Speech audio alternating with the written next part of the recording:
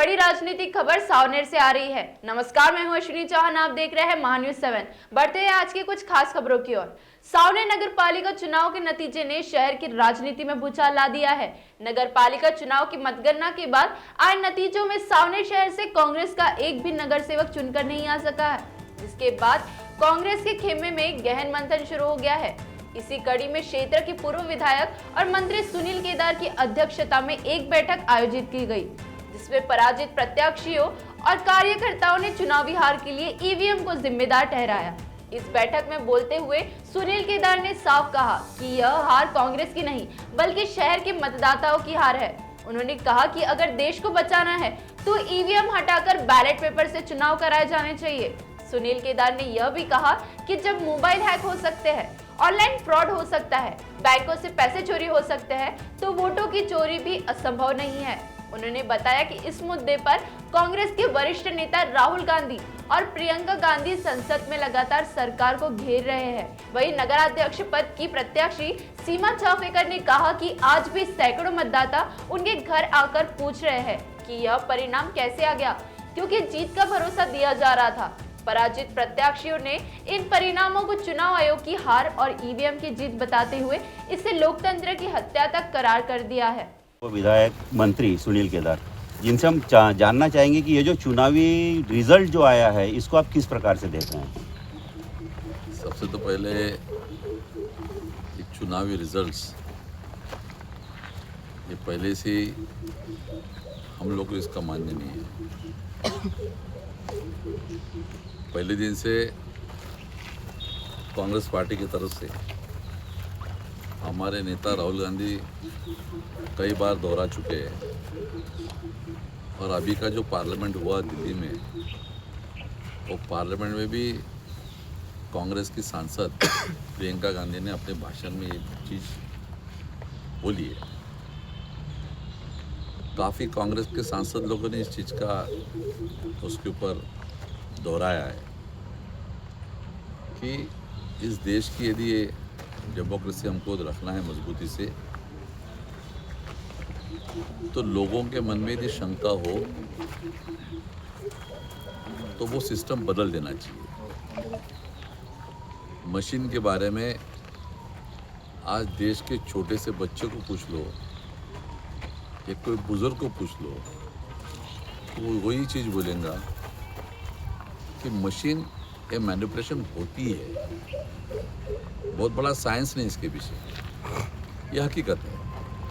हमारा यदि mobile phone यदि हैक हो सकता है, हमारा कैलकुलेटर यदि हैक हो सकता है, बड़े बड़े कंप्यूटर से डाटा चले जा सकता है, एटीएम मशीन से भी यदि पैसे निकाले जा सकते हैं, तो आफ्टर ऑल मशीन है, मशीन ही होती है।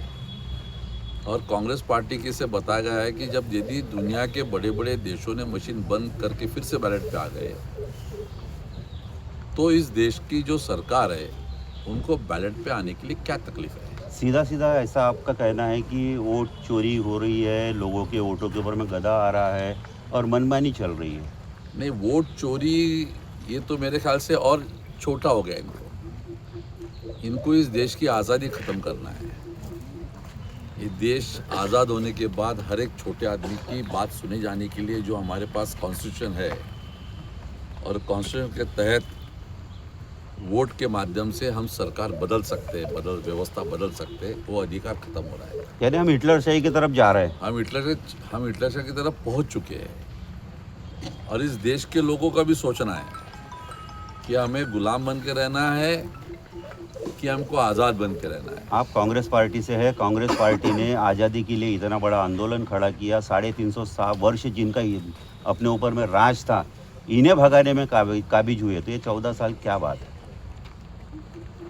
कांग्रेस पार्टी का उसका मूवमेंट शुरू कर चुके हैं, पर आवाम को भी, लोगों को भी समझना जरूरी है कि हमें गुलाम बन के रहना है कि आज़ाद होना है।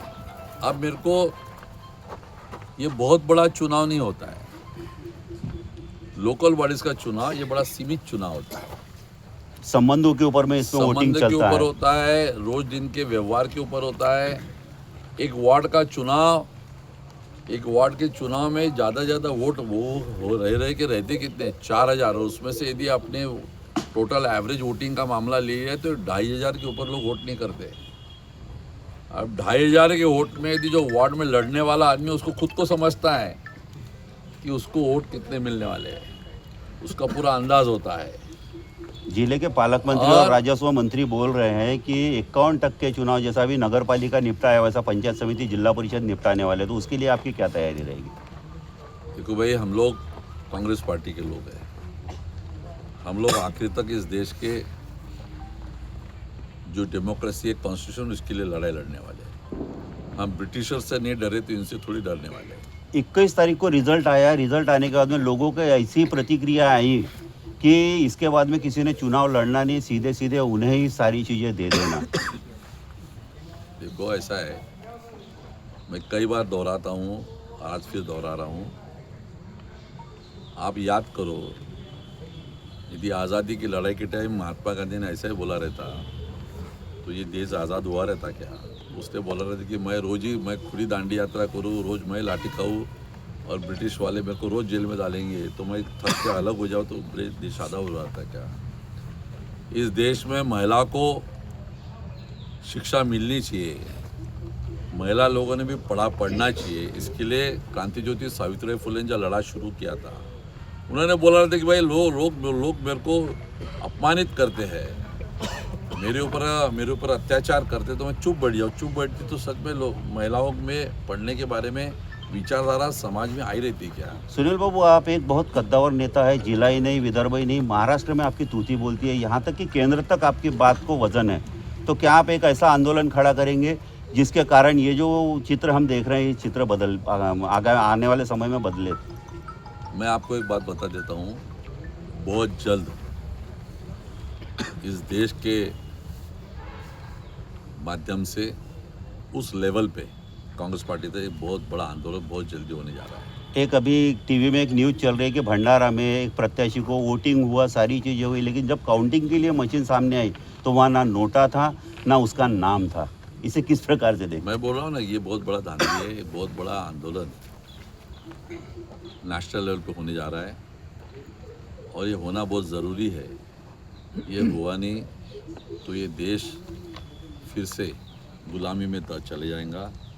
इस देश में बहुत अलग प्रकार की व्यवस्था खड़ी हो जाएंगी। पर ये देश को ना विज्ञान की ज़रूरत है, ना पढ़ाई की ज़रूरत है, ना रोजगार की ज़रूरत है। इस देश को जमीन खोदो और मंदिर निकालो की जो नीति चल रही है उसके ऊपर में लोग कहीं और भाग रहे हैं। नहीं, मैं मानता नहीं हूँ, मैं बिल्कुल नहीं मानता हूँ।